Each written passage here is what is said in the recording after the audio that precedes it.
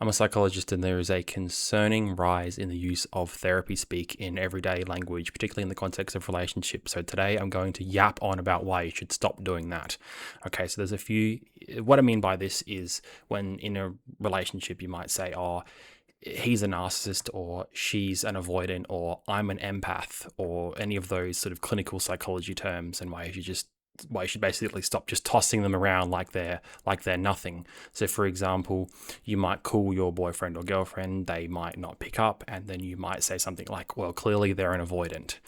You might have been a recipient of these types of dilemmas as well, by the way. So it applies to people that have both received the terms and the ones that are dishing them out.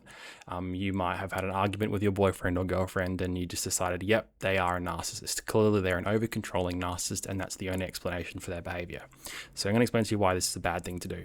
So the few psychology phenomenon that are relevant here. The first thing is confirmation bias and labeling theory, and how that can feed into a self-fulfilling loop. So when you label someone with a label like they're a narcissist, or they're a avoidant, or they're a control freak, or whatever, what you're doing is you're assigning a global label to their character. So now what you're doing is you're taking away all of their individual nuances and all of their bits and pieces, and you're saying this person is an avoidant or a narcissist. So it's one label to describe their whole existence, right?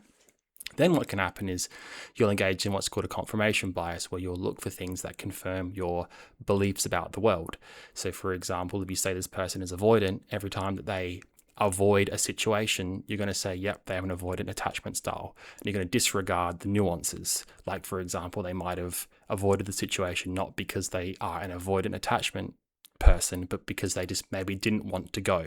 So for example, if you invite your boyfriend or girlfriend out to a dinner with the family and they say no thank you, you might go, they're an avoidant, but really maybe they just were busy that particular night, or they had work, or whatever the alternative explanations are that explain the behavior.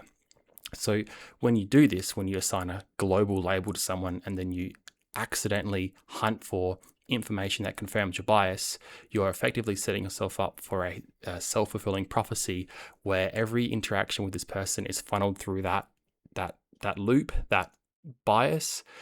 It stalls your ability to progress with this particular person. You're effectively character assassinating them, and character assassinations are a huge predictor of the dissolution of a relationship.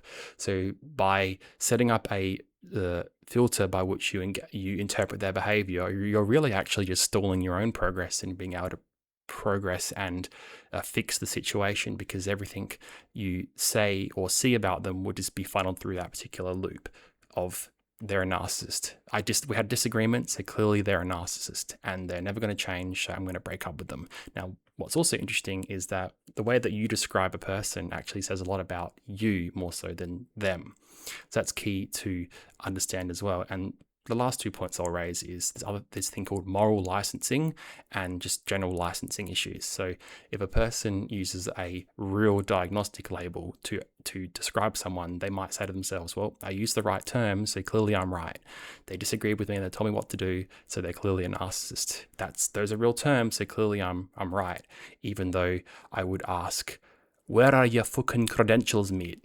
Are you a psychologist, or are you a TikTok influencer, or what? What is this shite about labeling people based off of your personal experiences? Do you even know what constitutes a narcissist? Anyway, that's the end of this video. Thank you for watching. Subscribe for more.